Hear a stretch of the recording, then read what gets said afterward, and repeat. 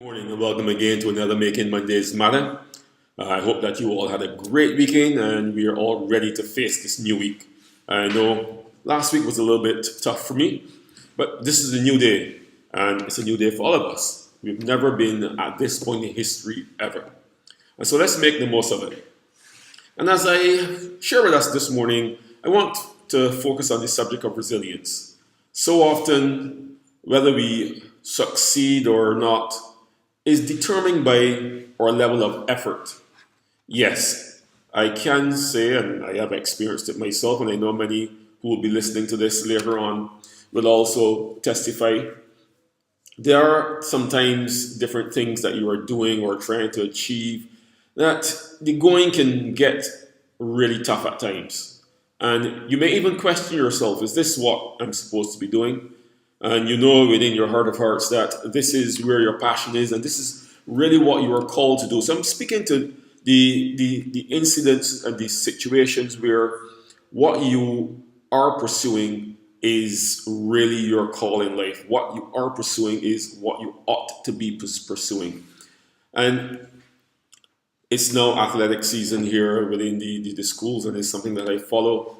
And using the analogy of the athlete, many times you see persons coming to that finish line and they're two, three who are pushing ahead.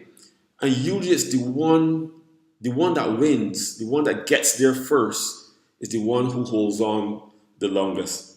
The one who is willing to give that little extra.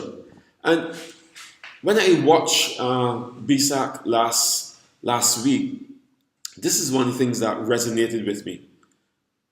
Many times we don't achieve our full potential because we give up at the wrong time or we give up just a bit too early. And so we need to be resilient. We need to push through those difficulties at times, those challenges. And one of my colleagues this morning, as they replied to one of my postings, pointed out that at times failure can be the condiment of success. Meaning that, those difficulties, those challenges that you go through will help you savor more the victories that you achieve. So this morning I'm encouraging us to be resilient, to put in that extra effort. Things may not necessarily be where you want them to be at this very moment. But the only way that they will change, the only way that you will get to where you want them to be is if you continue to press on. There are very few of us who will achieve any real success without putting in some effort, without putting in major effort.